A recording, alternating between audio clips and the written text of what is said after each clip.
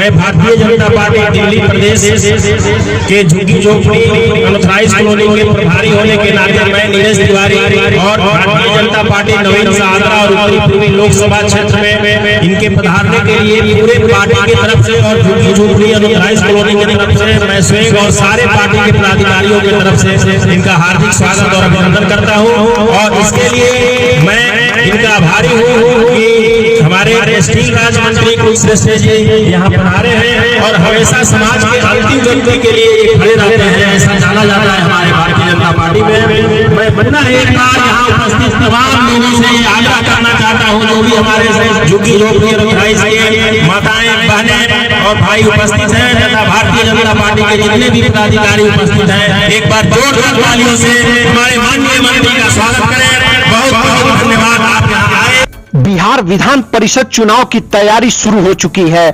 इसके लिए राजनीतिक दलों की ओर से प्रत्याशियों के नाम पर मंथन भी किया जा रहा है। ऐसा ही एक मंथन सिवान जिले के बीजेपी प्रत्याशी को लेकर है। सिवान बीजेपी की ओर से एक ऐसी खबर आई है जिसकी उम्मीद भी नहीं की जा रही थी।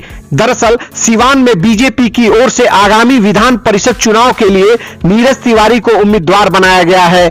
सिवान के लोगों के लिए ये नाम चौंकाने वाला है, क्योंकि नीरज तिवारी की चर्चा कम ही होती है। आज हम आपको बताएंगे कि आखिर नीरज तिवारी कौन है। इस नाम पर चर्चा इसलिए भी अहम है क्योंकि अब तक बीजेपी से मनोज सिंह को उम्मीदवार बनाए जाने की बात कही जा रही थी।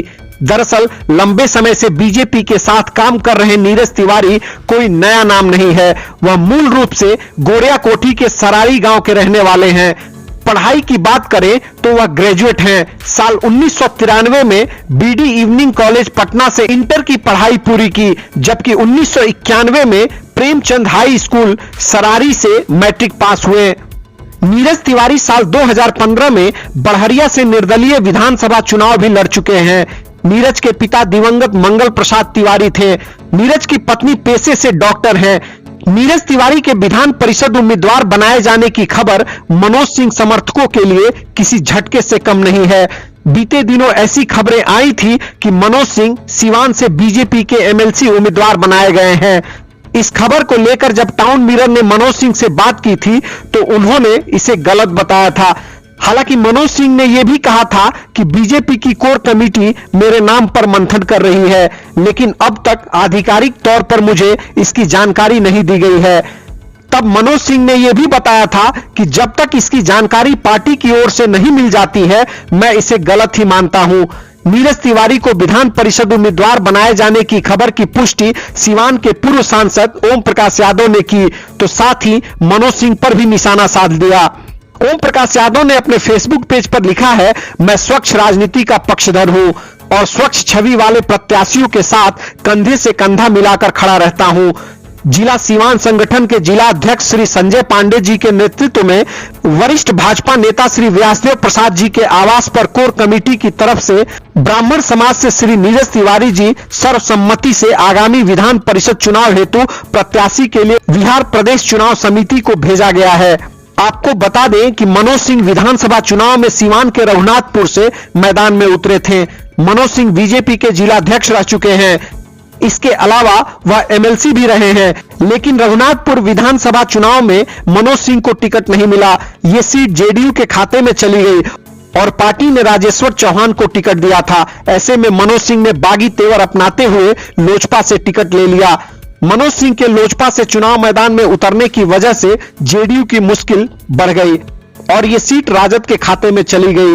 राजद की ओर से हरिशंकर यादव को जीत मिली। सबसे बड़ा समस्या था जिसका हम लोगों ने कई बार मांग किया कि अरविंद केजरीवाल जो यहाँ का मुख्यमंत्री है और उसने वादा किया था अपने मैनिफेस्टो के 34 नंबर मैनिफेस्टो में कि हमने 1 लाख झुग्गी 1 लाख टॉयलेट सिर्फ झुग्गी झोपड़ी के लिए बनाएंगे 1.5 लाख टॉयलेट में से, और 1 साल के अंदर, आज 5 साल हो गया, 1 लाख टॉयलेट तो छोड़ दीजिए, यहाँ हमारी माताएं बहनें बिना टॉयलेट की रह रही हैं। और आज हमारी बहन मीनाक्षी लेखी ने इस काम को पूरा किया, लेकिन अरविंद केजरीवाल ने 5 साल में 1 टॉयलेट तक हमारी बहनों को नहीं दिया। इसके लिए आप लोग एक बार जोरदार तालियों से हमारे लोकप्रिय मीनाक्षी लेखी जिंदाबाद, नीरज भैया जिंदाबाद। और दूसरा जो प्रधानमंत्री आवास योजना है, पूरे हिंदुस्तान में 1 करोड़ अभी तक आवास योजना दिया जा चुका है। दिल्ली में यह झूठा मुख्यमंत्री इसलिए रोक दिया है, नहीं तो दिल्ली में 10 लाख लोगों को अभी तक मकान मिल गया होता। और ये 2 योजना जो सबसे लोकप्रिय योजना है, आयुष्मान योजना जिसमें आप लोगों को 5 लाख का कार्ड मिल सकता था, और प्रधानमंत्री आवास योजना जिसमें 2.5 लाख रुपया आप लोगों को मिल सकता था, यह अरविंद केजरीवाल और दिल्ली सरकार, इससे बड़ा झूठा कोई मुख्यमंत्री आज तक हिंदुस्तान के इतिहास में नहीं हुआ है।